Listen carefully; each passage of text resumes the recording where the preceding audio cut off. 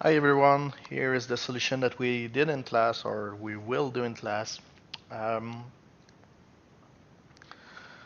it's the Wayne Enterprise. This use offers some way to save on the water project, water cleaning project. So it's saving. There is no complicated like revenue, expenses, marketing and stuff. It's only savings to make the case simple for the purpose that we are interested in.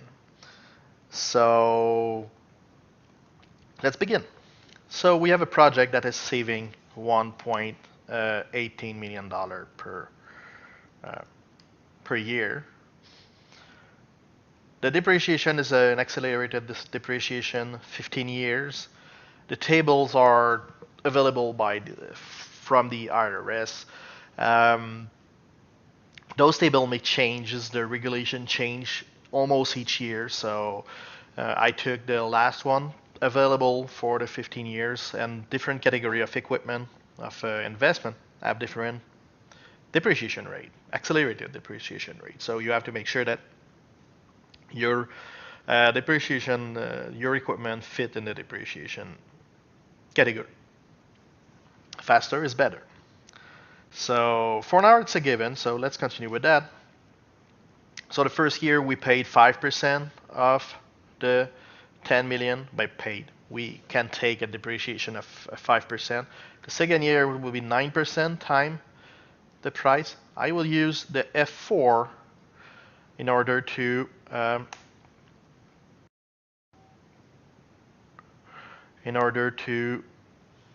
fix this cell, and I can copy paste here. If you look here, so 9.5% times 10 million, 8.55 times 10 million, 7.7 times 10 million, so 401. So EBIT will be the saving minus the depreciation. That's the earning before interest and taxes, and I can copy paste this cell. In this specific case, we have a 0% tax rate on operation. Let's say that's kind of a deal that we have with the government because we are doing a public service. That's not the case in real life, but you can do whatever you want once you know what's happening behind. So it will be the profit time tax rate. It's not impossible that the extra credit will be the same problem, but with different tax rates. So if you do that this way and you prepare your work, you can have another company with the same kind of input, and you just change the input and everything will be done right. So I invite you to do it. I will not give you the solution with these formulas. So you have to go through this video and do it yourself. Or just remember what we did in class. So I did the tax rate time the EBIT. Usually it will be taxable income, so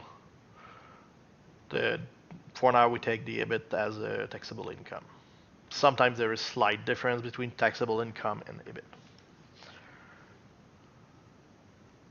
And in this case, taxable income will be EBIT minus interest, but don't have any information about the financing of this project, so we will take for granted that there is no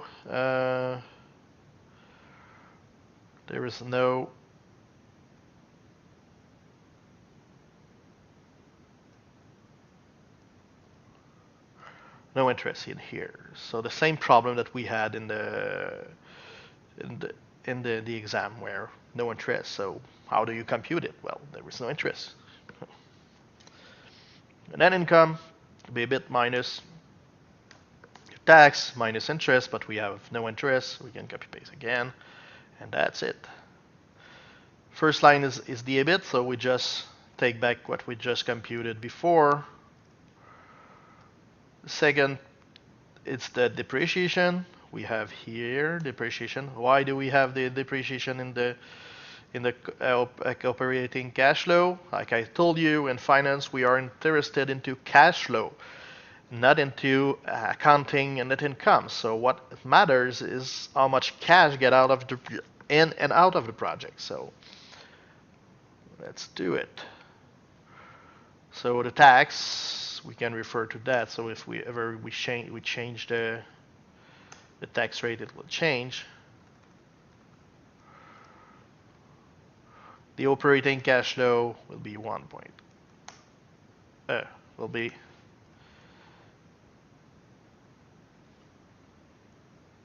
EBIT plus depreciation minus tax. Oh, if I have the cash, the saving, and I have no no taxes, and depreciation is kind of depreciation is a non-cash flow, so what is left is the only cash. The only cash that get in the project or out the project is the cash that the savings that I make, because I don't have to pay taxes right now. So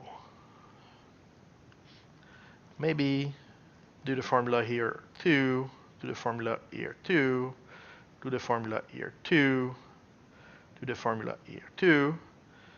This should be a formula also, so let's replace the number that I give you by formulas.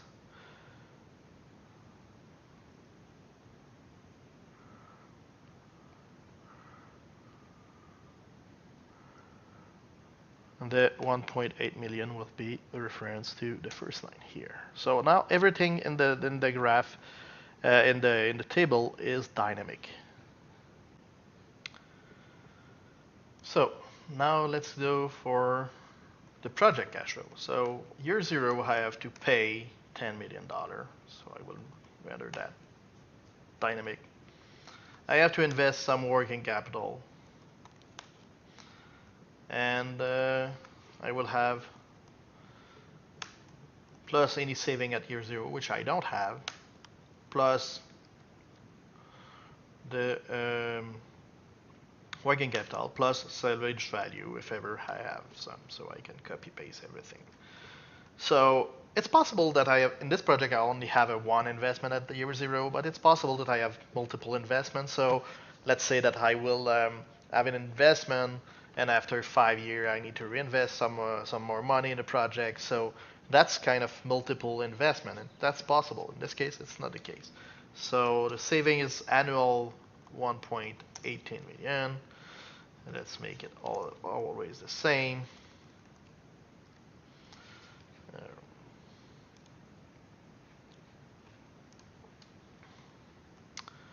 Working capital, it says 0. Let's do it with the formula with the say 0 during the project. So in this case there is 0, but it's possible that I have to my equipment goes more and more efficiently. I need to have more to add more working capital. I need to buy more input for the machine. So the project could increase the working capital needed. So I have to take that into account.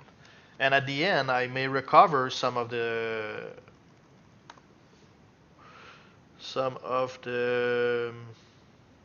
working capital,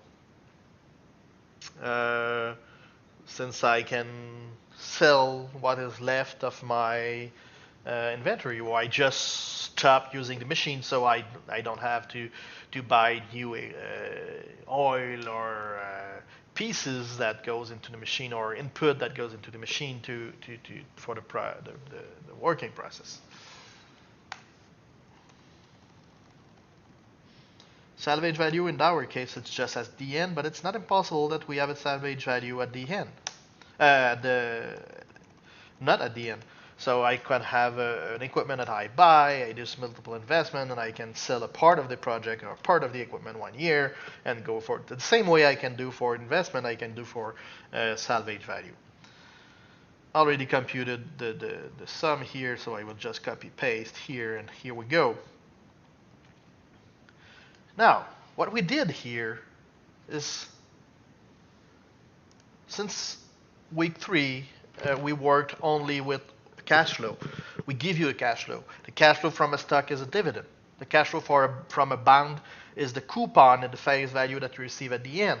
A cash flow from a zero coupon bond is just the face value. So in a project, you have multiple cash flow. In this case, they are all the same, but it will not always be like that. So you have different cash flows. And what do we do with those cash flow? We have to decide, are we going forward with this project or not?